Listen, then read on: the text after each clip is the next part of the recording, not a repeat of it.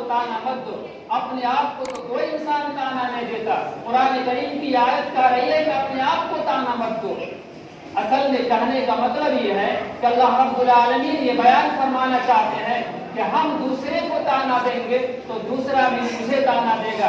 جب بدلے میں وہ مجھے تانا دے گا اور میں نے شروعات کیا ہے, میں نے پہلے اسے تانا دیا, بدلے میں اس نے مجھے تانا دیا, تو گویا کہ ہم نے اپنے آپ کو تانا دیا. یہ مطلب ہوا.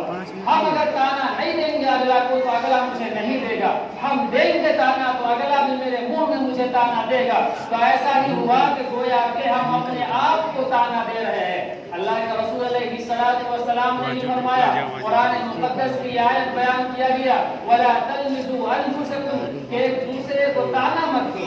لیکن اگر کوئی انسان برائی میں مبتلا ہے, کوئی انسان شراب پینے کا عادی ہے, جوا کھیلنے کا عادی ہے, حرام کھانے کا عادی ہے, سود کا کاروبار کرنے کا وہ عادی ہے, نماز کو وہ پابندی نہیں کرتا, چہرے پہ سنت رسول وہ نہیں رکھتا, چھیل کر کے پیشاب کی نالی میں محمد رسول اللہ صلی اللہ علیہ وسلم کی داڑھی مبارک کو بہا دیتا ہو, تو کیا ایسی وقت میں اگر اس انسان کو اصلاح کے لیے کوئی بات کہی جائے تو یہ تانا ہوگا؟ مفسرین فرماتے ہیں یہ تانا نہیں ہوگا, بلکہ اگر کوئی انسان شراب پی رہا ہو تو اس انسان کو تنہائی میں اکیلے میں بلا کر کے خیر خواہی اور محبت کے جذبہ سے یہ کہنا ہوگا کہ آپ شراب کو چھوڑ دیجئے.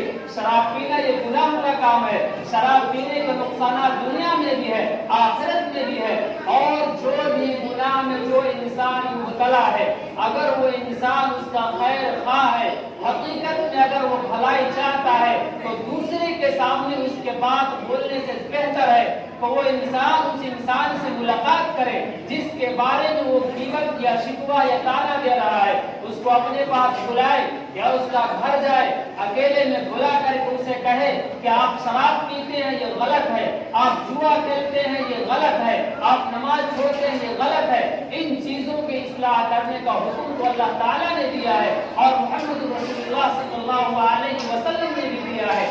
لیکن تانا وہ دینا جائز نہیں, وہ دینا حرام ہے جو دل دکھانے کے لیے کسی کو دیا جائے, کسی کے دل کو توڑنے کے لیے کیا جائے, اور یہ کہا اور کسی کے دل کو توڑنے کے لیے تانا دیا جائے. وہاں خیر خواہی مقصود نہیں ہو. اگر خیر خواہی مقصود ہو تو اللہ کے رسول علیہ السلام نے بیان فرمایا, المؤمن مرآۃ المؤمن, کہ ایک مومن دوسرے مومن کا آئینہ ہے. آئینہ سے ایک مسلمان کو دوسرے مسلمان کے لیے تشبیہ دیا گیا ہے. آئینہ سے ایک مسلمان دوسرے مسلمان کا آئینہ ہے. کیا مطلب؟ ہم اور آپ روزانہ شیشہ دیکھتے ہیں, روزانہ آئینہ دیکھتے ہیں. اپنے چہرے میں اگر کوئی داغ لگ جائے تو بغیر آئینہ کے دیکھے ہوئے ہمیں خود نظر نہیں آئے گا کہ میرے چہرے میں کہاں پہ داغ لگا ہوا ہے. جب ہم آئینے کے سامنے کھڑے ہوں گے تو آئینہ مجھے بتائے گا کہ آپ کے چہرے میں دائیں جانب یا بائیں جانب داغ ہے. لیکن اگر آئینہ کے سامنے ہم نہیں گئے اور سوچے کہ اپنی آنکھوں سے اپنے چہرے کے داغ کو, اپنے چہرے کے دھبے کو دیکھ لے, تو یہ ناممکن ہے. اس لیے اللہ کے رسول نے فرمایا کہ ایک مومن دوسرے مومن کا آئینہ ہے. جب ایک انسان کے چہرے میں داغ لگا تو وہ انسان اپنے چہرے کے داغ کو اپنی آنکھوں سے نہیں دیکھ سکتا, اس کو آئینہ کے سامنے کھڑا ہونا ہوگا.